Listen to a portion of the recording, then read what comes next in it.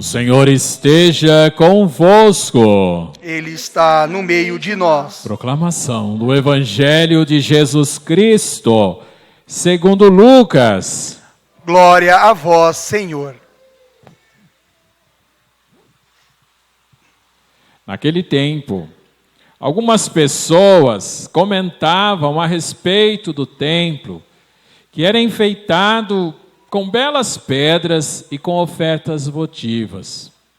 Jesus disse: vós admirais estas coisas? Dias virão em que não ficará pedra sobre pedra, tudo será destruído. Mas eles perguntaram: mestre, quando acontecerá isso? Qual vai ser o sinal? E qual vai ser o sinal de que essas coisas estão para acontecer? Jesus respondeu: cuidado para não ser desenganados, porque muitos virão em meu nome dizendo: sou eu. E ainda, o tempo está próximo. Não sigais esta gente. Quando ouvides falar de guerras e revoluções, não fiqueis apavorados. É preciso que estas coisas aconteçam primeiro, mas não será logo o fim. E Jesus perguntou: um povo se levantará contra o outro povo, um país atacará outro país, haverá grandes terremotos, fomes e pestes em muitos lugares. Acontecerão coisas pavorosas e grandes sinais serão vistos no céu. Antes, porém, que estas coisas aconteçam, sereis presos e perseguidos.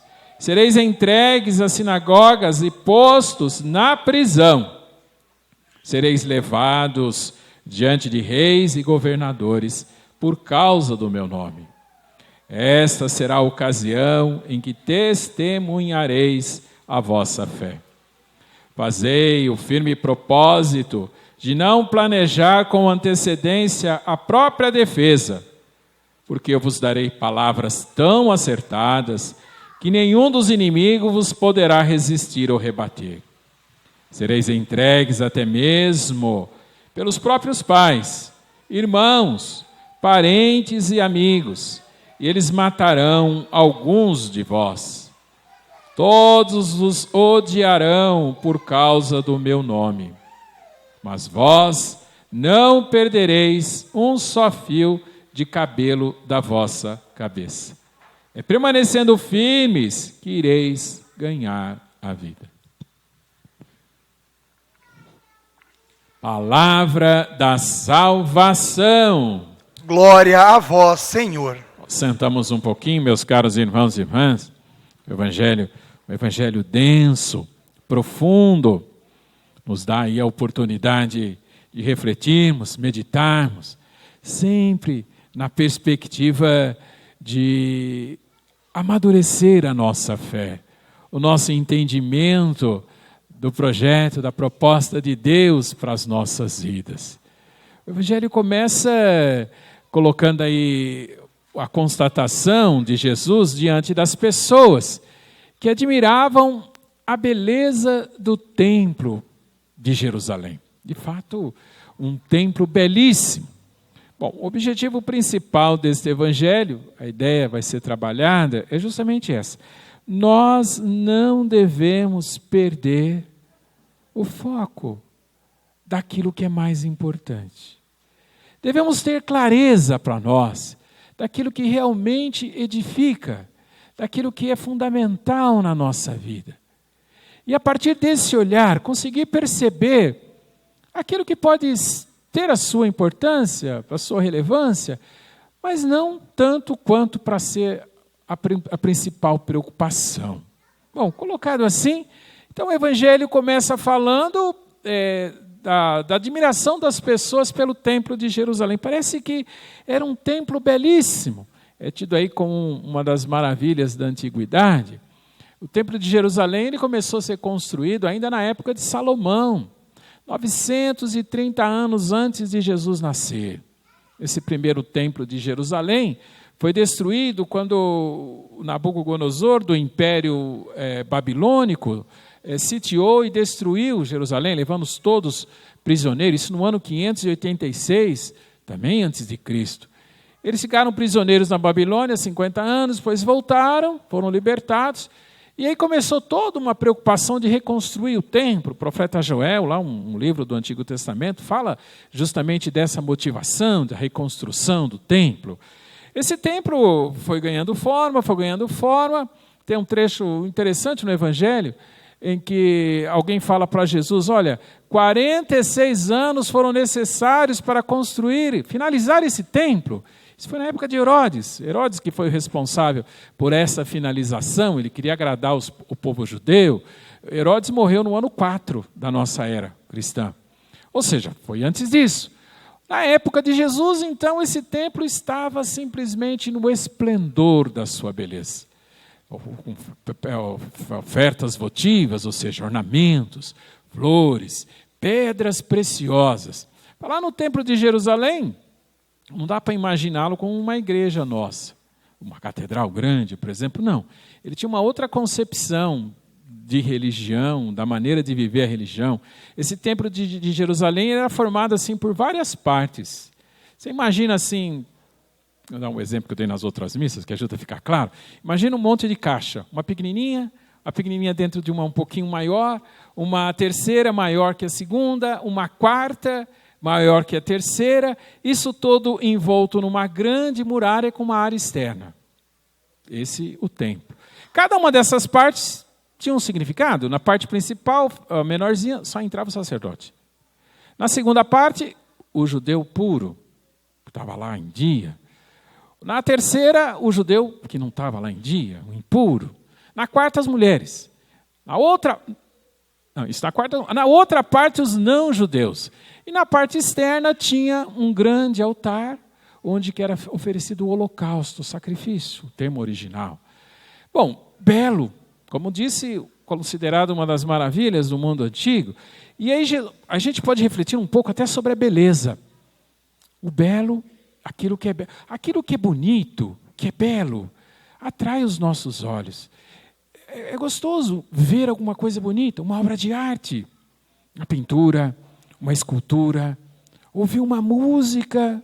A gente pode chegar até Deus através de uma música, de toda uma motivação interior que nos transcende. E o conceito de belo tem que ser algo universal, ou seja, vale aqui, vale em outro lugar. Na nossa cultura, numa outra cultura, você enxergar e falar assim, mas isso aqui é bonito. O outro lugar, isso aqui é bonito. É questionável quando só o artista que fez e a mãe dele acha que é bonito, né? Ou seja, todo mundo tem que identificar como sendo belo. Aí já me questionaram, assim, padre, você é uma pessoa vaidosa. E agora? Esse belo, essa preocupação com a beleza.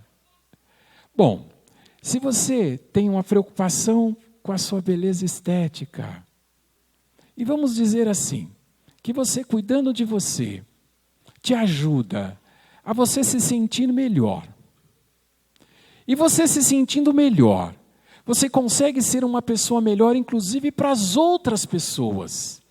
Te faz de você, de fato, uma pessoa de Deus. Não tem problema nenhum. Muito pelo contrário. É o belo que contemplamos a partir do olhar que aprendemos de Deus. Bom, a questão é quando isso assume uma proporção, assume uma dimensão que passa a ser a coisa mais importante da vida. Aí a gente tem um problema. Aí, dentro de uma perspectiva até da mensagem desse final de semana, a gente tem um afastamento. Porque se a gente vive em função disso, bom, todas as outras coisas são secundárias. A pessoa às vezes quer comprar uma roupa bonita, um sapato. Ela comprou um outro semana passada, e ela vê um outro, e ela quer de novo. E ela teria a oportunidade, inclusive, de partilhar uma necessidade de alguém, e ela poderia ter uma postura generosa, mas ela não pode porque ela vai comprar o outro. Aí está errado. Aí está assumindo uma proporção na vida da pessoa que está afastando daquilo que realmente é mais importante, o amor de Deus. Aí depois que Jesus fala, então, o belo, podemos dizer, algo de Deus, é algo que nos ajuda a nos aproximar de Deus. Até aí está tranquilo. Bom, aí Jesus segue na sequência falando assim, olha, vocês estão achando isso aqui bonito? Dias virão que não ficará pedra sobre pedra. Sim, porque a beleza, ela também passa, né? Passa a juventude, enfim. E ele diz assim, não vai ficar pedra sobre pedra. Não, literalmente, o templo de Jerusalém foi destruído. Jesus está falando entre o ano 30 e 33. O templo de Jerusalém foi destruído no ano 68. Tinha um general, Tito, fez um grande cerco em Jerusalém por causa de uma rebelião e acabou destruindo o templo. Como Jesus fala, não ficou pedra sobre pedra. Não, mas a fortaleza estava na beleza do templo?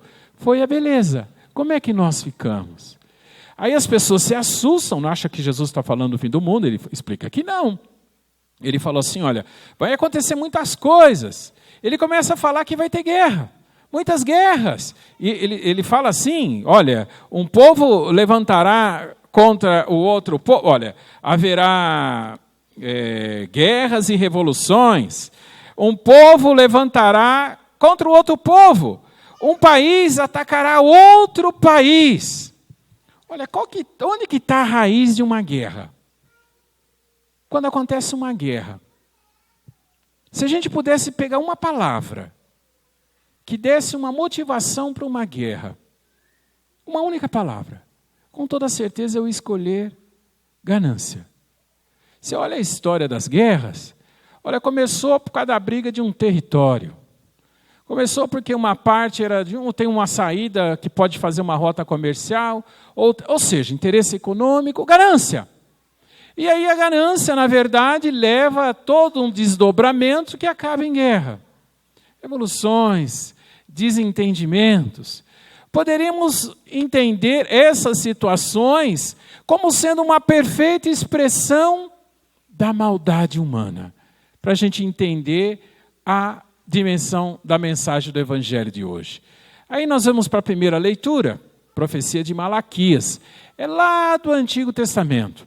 Malaquias viveu num contexto muito difícil de Israel. Estava vendo corrupção, estava vendo injustiça.